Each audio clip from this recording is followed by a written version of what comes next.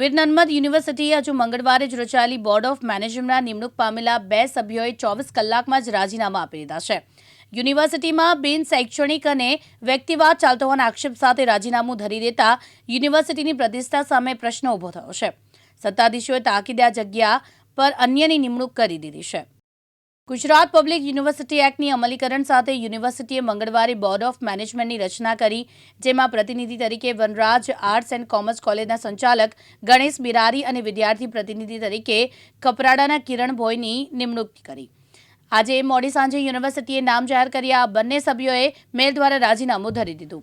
અચાનક બંને જણાએ રાજીનામું ધરી દેતા યુનિવર્સિટીના અધિકારીઓનો સોપો પડી ગયો. 60 વર્ષના ઇતિહાસમાં ખુદ નિમણૂક કરવામાં આવેલા સભ્યોએ યુનિવર્સિટીની પ્રતિષ્ઠા સામે સવાલ ઊભા કરતા કુલપતિ અને બોર્ડના સભ્યોએ દોડધામ કરી મૂકી અને તાત્કાલિક બેઠક યોજીને બંનેના રાજીનામાને મંજૂર કરવાની સાથે વિદ્યાર્થી પ્રતિનિધિ તરીકે નવસારીના અરુંધતી દેસાઈ, જ્યારે કોલેજના મેનેજમેન્ટ પ્રતિનિધિ તરીકે અમિત ગજ્જરની નિમણૂક કરી દીધી છે.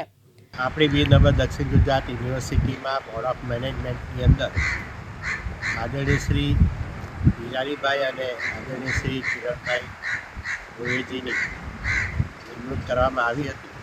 તેઓએ ઈમેલ દ્વારા વ્યક્તિગત કારણોસર ધરીને તેમને ઈમેલથી રાજીનામા મોકલી આપ્યા હતા અને એમના જગ્યાએ મેનેજમેન્ટના પ્રતિનિધિ તરીકે આદરણીય શ્રી અમિત ગજ્જરજી અને વિદ્યાર્થીઓમાંથી બેન શ્રી અરુંધતી દેસાઈની નિમણૂક પણ કરી દેવામાં આવી છે અને એનું નોટિફિકેશન પણ જારી કરી દેવામાં આવે છે.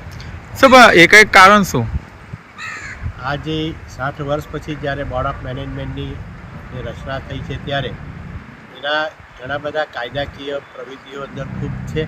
એ કાયદા પ્રવિધિઓની અંદર દરેકની અલગ અલગ પ્રકારની જે રચનાઓ છે એની રચનાઓને અભ્યાસ કરવાનો હજુ બાકી હોવાથી એવું હોઈ શકે કે એ બંને આદરણીય મિત્રોએ પોતાના વ્યક્તિગત કારણોસર રાજીનામું અમને મોકલી આપવામાં આવ્યું. મુકેશ ગુરવ, દિવ્યાંગ ન્યૂઝ, સુરત.